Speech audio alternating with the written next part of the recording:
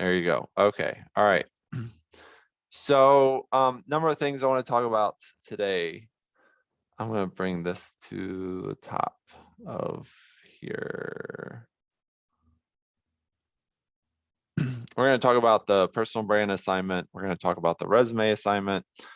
I'm going to mention the answer keys and the video library, and I'm going to talk about the presentations for your PBLs, which is the big thing this week. This week, you guys need to be very self-directed and autonomous to work on your PBLs. And if you leave it to the last minute, it'll probably show. And so, I want to make sure you guys can have the autonomy if you need, and if you need me to chunk it better.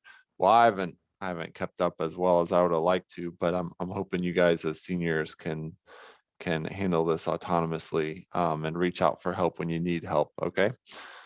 So I need to apologize. I realized I'd never posted the resume assignment when I had assigned it on the lesson plan. So I popped that into onto Google Classroom, and you guys submitted yours. Thank you.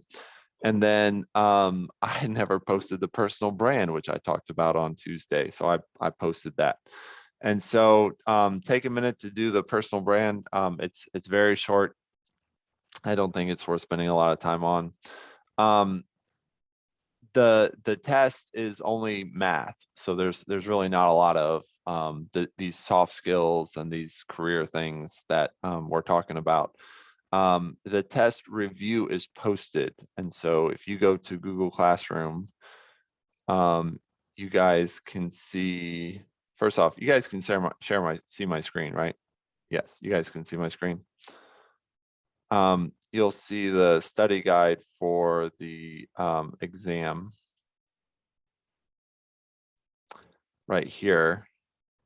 And then study guide for work exam, the keys and the helper. Wait a minute, did it not attach? It never attached. Okay, so I'm glad I'm glad that I am seeing this. Work. Oops. Okay, so I did not attach it. I will attach it after class. I'm so sorry. Work. I wonder if it's called work review. I don't know why for this class I'm having so much trouble. Yeah. Anyways, I'm gonna get that for you. Okay, so sorry about that. It'll be posted right there. The brand is right here. It's just really quick. Oh, there's another person just turned it in. But none of the soft skills are on the test. It's just math. And the work exam is going to post Monday, and it'll be posted for 3 days. You'll have till Wednesday night or Wednesday at the end of the school day to do it. So I am asking that you do the unit test either Monday, Tuesday, or Wednesday. Okay. All right. The resume assignment. Let's put ourselves in a story. Okay. Let's say that you're working at some shop somewhere. Maybe it's a restaurant or maybe it's a retail store, and you're working there and you're risen to the ranks of assistant manager because you're doing a good job. And it's you and the owner, and you've got another employee who's supposed to show up, and the employee has not come, and that employee is late. And the owner looks at you, and you look at the owner, and you say, that's the third time he's been late, or maybe that's the third time she's been late. And the owner says, I can't deal with this employee anymore. We're going to have to let this person go. So the owner tells you, there's a stack of resumes that people have submitted behind the cash register, or maybe it's in a folder in the back. They say, I want you to go through the resumes and flip through the resumes and just pick out 4 people's resumes to call, or pick the best 4 resumes, or pick any 4 that you want. And so you have to look through the resumes. Maybe there's a stack of 20 there, maybe there's a stack of 6, but you have to look through the resumes, and you have to decide where you're going to spend your time calling and interviewing, or making a decision to offer a job because you have to replace this person. And that's what so many jobs do. Not the, it's obviously a lot more complicated. Not, well, it's a different process with the better paying jobs or the bigger companies. But a lot of small businesses, they want to, just find people who want to work for them, and then contact them. And if they look out, then, hey, since the person wants to work here, then we should, be okay with them being here. Or maybe you're flipping through the resumes and your boss says, you know what, just call one. It's not worth our time to call up 4 people. We're busy. That person didn't show up. And so I put your resumes on this doc. So these are everybody's resumes that had submitted as of yesterday. And I put my comments. I didn't mean to put them in big font with red but it just happened to be that way. And I also took off all the names. So don't say, hey, that's my resume. But I want you to go through and look at, what I would change. And these are, again, this is your resume, you're going to submit it.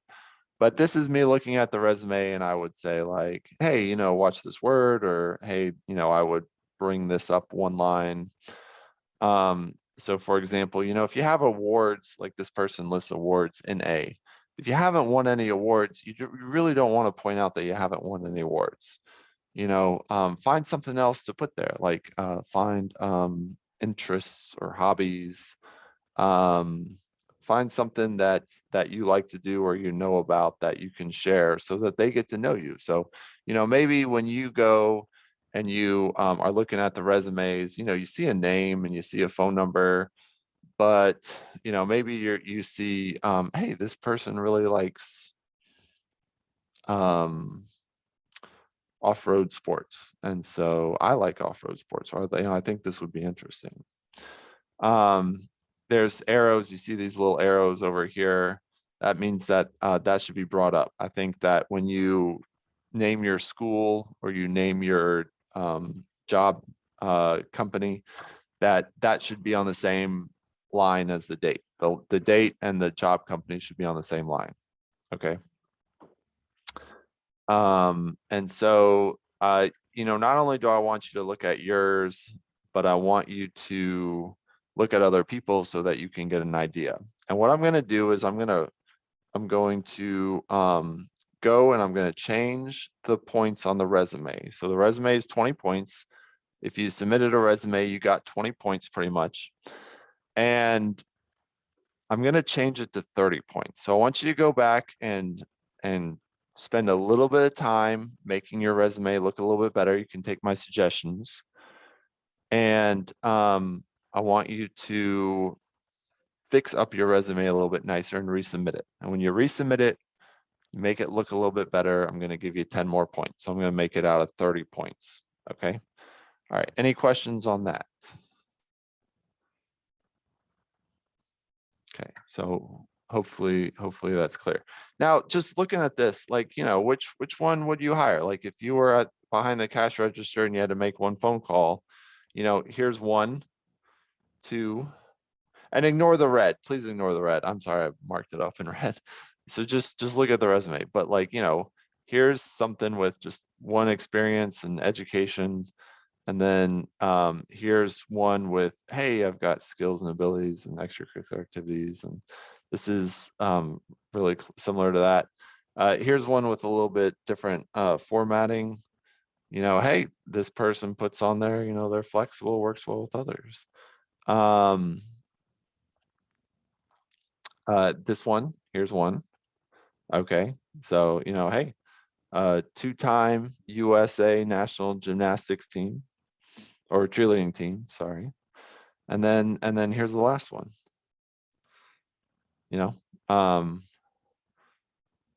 Which one would you choose? All right, if you were flipping through these resumes and you had to make a call, who are you going to call first? So that's why having a good resume is so important, and you want to keep it up to date so that you see an opportunity and you can get that resume to them right away. And you're not saying, hey, it's going to take me a week to get this together. I mean, if you update it every single year, and you meet somebody and they're talking about, yeah, we're having trouble hiring, we just need somebody for this. And you're like, hey, I'm really interested. Boom, here's my resume. Okay, types of work. I want to talk about types of work a little bit. And there's 3 types of work that you can apply for. The first one's called salary. Okay, so this is like me. I sign a contract every year with Bullitt County Public Schools, and they say, Mr. Brooks, we are going to pay you this money for your year of service. Okay, and I'm paid that money. Now I could work 50 hours a week, 60 hours a week. I can't work less than 37.5 hours a week. That's my contract. My contract is 37.5. If I don't fill my contract, I'm going to get docked. But some nights I'm at home in front of my computer thinking. Some nights I'm answering emails from students. And sometimes I have to stay over a little bit late to grade. As a math teacher, I do lots of grading. Okay. So I don't get overtime. All right. Now I have a guaranteed salary. I'm guaranteed that money. So I don't have to worry about my hours being cut, but I don't have any overtime. Okay. And that's an important distinction. I have an hourly rate that they calculate, but it's really just a set amount. I'm paid this much for my work, and I've got to get the job done. And sometimes I have to stay over, and I've got to figure out that work-life balance. Okay. Now there is such a thing as comp time or compensated time. I had a job. My first job was salary, and they talked about comp time. And with this job, we had an on-call. Like I was managing a dorm, well, several dorms. I was managing several dorms for a college. And so with college students, it's not just 8 to 5. It's they have problems at night, like things with the fire alarm goes off at night. People get hurt at night. People get locked out of the buildings at night. Things break at night. And when you run these dorms, they give you a cell phone. They say you're on call, so you have to keep the cell phone with you, and you have to be on call. And then you have to respond to stuff. And then typically you do like programs at night. Kids go to school during the day, and then we do educational programs at night or movie nights.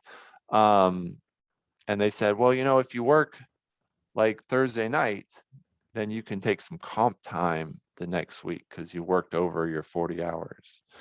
And I as a personal opinion, I think comp time is bullcrap because I never got those hours back.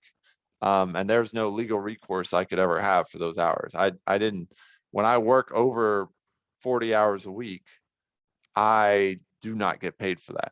Now there is some jobs where you do get paid overtime if you're salary. So it's not all of them, but in general, most of them don't. And it actually was scheduled to change. There's like a threshold. It was like, if you're paid under a certain amount as a salary and you work overtime, then you're supposed, and this is for certain sectors, you're supposed to get overtime. And the threshold was going to lower. Obama was going to lower it, and then Trump came in and Trump got rid of it or delayed it or something. He said it put too much onus on employers. And I'm thinking of restaurants. So if you're a manager of a restaurant, you get paid a salary. But some managers of restaurants will work ridiculous amounts of hours because people eat at night, people drink at night, and so you want your manager to work at night. And they just were never paid overtime. So especially like if somebody didn't come in, or if you're short staffed, the manager's got to come in and fill it. The next way you can get paid is hourly. And so some companies will say, we're going to come in and we're going to pay hourly. Think about Ford. You go in and you work an hourly rate, and they say, we're going to pay you $35 an hour to build this car. We're going to pay you $35 an hour to run this station on our assembly line. What's different about this is that you're eligible for time and a half and like holiday pay. So as a teacher, I know my salary, I know what I'm going to make. I can't change it. But my friend who works at Ford, can sometimes get overtime. They can pick up extra shifts. They can work on holidays when, labor says, it's closed, but they still can make cars. But when you work overtime, you get paid time and a half. So you get paid extra. Sometimes you get double time. Holiday pay, sometimes it's times two. So if you make $35 an hour and you work over your set amount, you make 35 plus about 17. So you can imagine making $52 an hour with your overtime pay. I mean, you can really, really have opportunities to make money with these jobs. Okay. But there's less protections because Ford can send people home. Okay. So let's say there's a lack of chips right now in the world. There's a lack of semiconductor chips due to COVID, and Ford has had to idle their plants recently. So there's been weeks in the last couple months where you have people making good hourly rates, but Ford says, we can't make cars, we don't have chips, or maybe they're not selling enough. So they say, we're not going to pay you. This is like my daughter had jobs at restaurants, and at some nights the restaurant's dead. Manager walks in the room and you got 4 employees sitting around doing nothing, and you got 1 person eating at a table. You don't need 4 employees for 1 customer. So they say, okay, Julie, time to go home, clock out. And then you don't get paid. So you thought you were going to make a certain amount of money for the week, and you didn't. Okay. And then the last one is independent contractors. So these are your 1099 employees. So when you work as an independent contractor, you get a 1099 tax form instead of a W-2. And with this is like me as a referee and or the Uber driver. Okay, the Uber driver is the independent contractor. This is in the courts, by the way, where they're trying to say they are employees, and Uber is trying to say, no, you're not employees. And with independent contractor, you get paid by the job. So Uber, you can take this ride, you can leave this ride. If you drive this person there, you get paid this amount. Take it or leave it. And as a referee, I'm offered games. They say, Mr. Brooks, you can go referee this tournament and we'll pay you $35 a game or whatever. And so I could choose to take it or I could choose not to take it. There's no benefits. There's no paid time off. There's no holiday pay. There's no overtime. There's no health insurance. They don't pay half my taxes. So salary and hourly, remember from FICA, the employer, the business pays half the FICA taxes. Well, as an independent contractor, I have to pay all the FICA taxes. And my income is still reported, and so I have to pay that. Okay. I have to pay all my income taxes also. For salary and hourly employees, you fill out an I-9 form and you have your taxes deducted from your paycheck. But as an independent contractor, I need to file quarterly, which means 4 times a year with the IRS, because I still have to pay taxes. Okay. Okay. Any questions on those 3 types of workers? Do you guys know what your parents work as? Do you know if they're hourly? Do you know if they're salary? Or do you know if they're independent contractors? If you guys wouldn't mind sharing, could you guys share what your parents are? Are they, how many, I'm just really curious, how many of your parents are hourly? How many of your parents are salary? And how many of your parents are independent contractors? Or maybe they have 2 jobs, or maybe they're a stay-at-home mom. So go ahead and put that in the text box.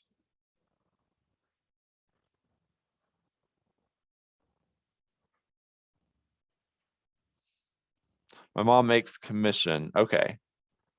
Is it straight commission or is it a salary plus commission? She makes 55% of like whatever she does. Okay. And then the company gets the rest of it. Okay. All right. I'm not 100% sure.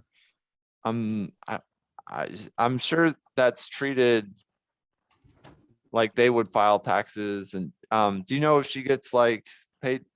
I mean, if it's straight commission, then I mean, she doesn't sell or whatever she does. She doesn't get paid. So I'm guessing there's like no paid time off. You just have to do really well when you're working, right? Okay, so there's more for hourly pay. Or what about you guys? Well, like, what would you like? Would you like, and I guess I should put commission on there too. It's not the most common type, but what would you guys like? Would you guys like the salary where you're guaranteed your money? Would you guys like the hourly where you're not guaranteed, but you could earn time and a half? Would you guys like to just be a gig worker and drive for Uber or something where you get to pick your own hours?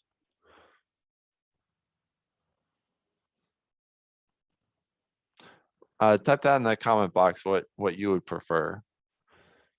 And it'll probably change as you go through your life.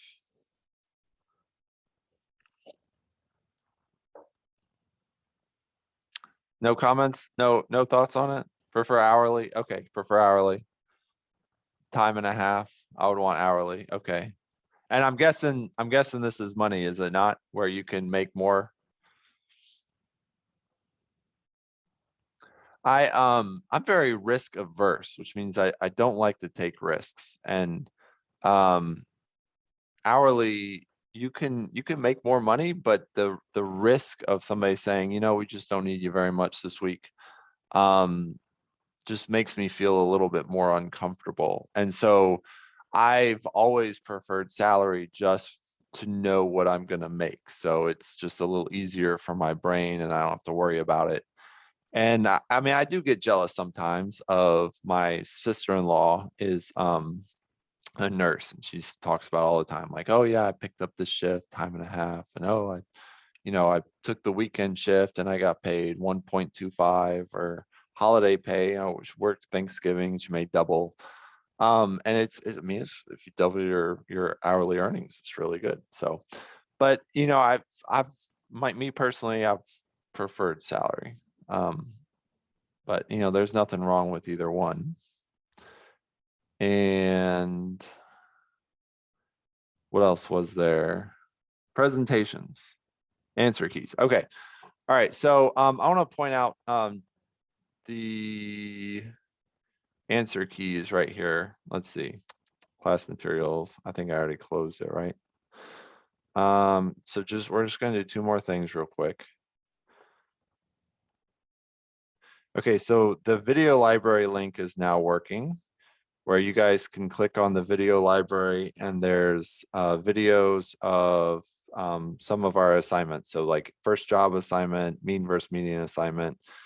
And some of these are like setting them up and some of these are going to be for keys. Most of these are just setting them up. So if you ever want to go back where you're confused, you'll see some of the stuff in unit 2 is already there. Or like there's understanding your grade report, turning in assignments, but you guys are doing a good job with this. If you ever need a little extra support or you want to know what I think, you can click on those videos. And the other one is the helper docs with the keys. And I'm going to post the key to the review here in just a second.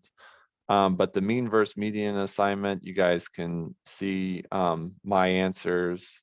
And then we did a warm up with a bunch of percentages. And if you struggled with that, if you're like, how did he do that? And I don't want to ask, you can come here and look, and sometimes there'll be keys. And I put down like the process and what I do and the answers and everything. You guys can always go back and update your answers. Okay. All right. Projects are the last thing I want to talk about. The presentations, if you want to do yours in class, we're going to do that Tuesday. If you really want to do this today, we can. But my plan was, since it's not due till the end of the week, that you can present in class on Tuesday. And I did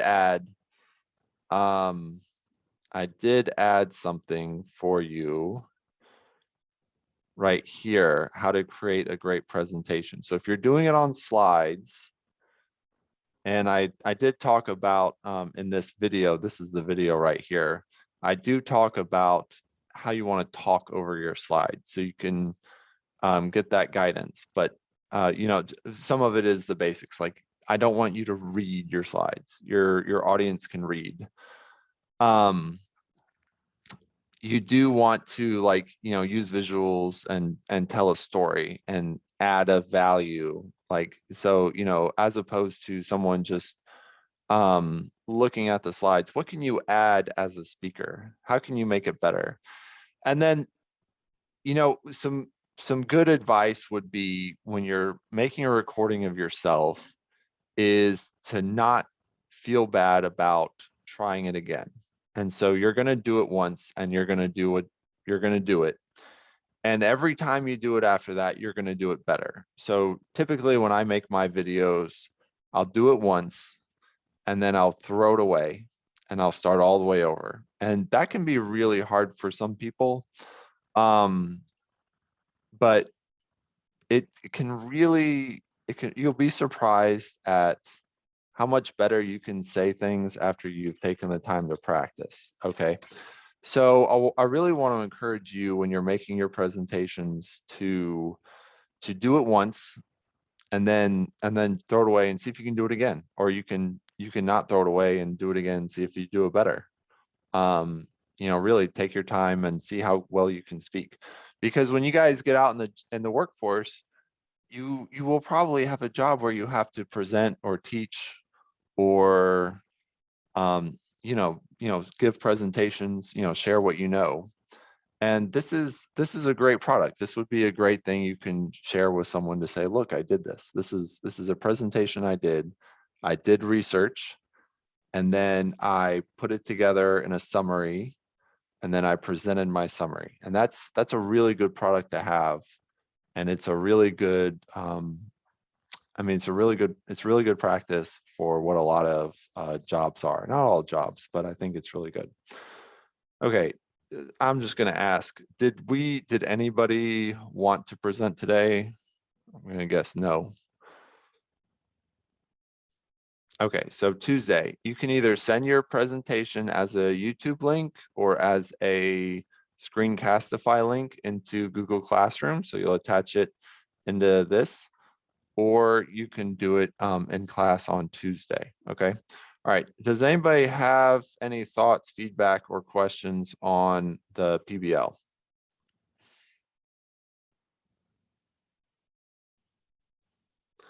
Feel free to type no, Mr. Brooks. I'm good.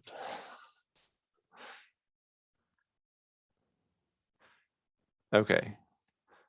I hope that you guys are finding all the information you need. I would start with the Occupational Outlook Handbook, the OOH, as linked in the assignment. But there's links down at the bottom. You guys can do your own research, and then remember to, you know, make it personal. Like, tell me why you chose that. Tell me what you think. You know, do you agree with the assessment? You know, when they say, yeah, you know, we think that the jobs for this career are going to increase, you say, yeah, you know, that totally makes sense to me. Okay. Feel free to add in your own opinion. All right, guys. Well, that's what I got. I will post the review for the test today, and then you can feel free to do it. It's not graded, but there will be a key posted, so you can look at the key too, and it's just like the exam. So if you can do well on the review, then you'll do great on the test. Okay. And it's not a long test because we didn't have a lot of math. It's mean and median, and then it is percentages, and that's most of it. FICA taxes. Okay. I think there's one more thing at the bottom, but it's very small. Okay. All right. Well, thank you guys so much. Have a great day.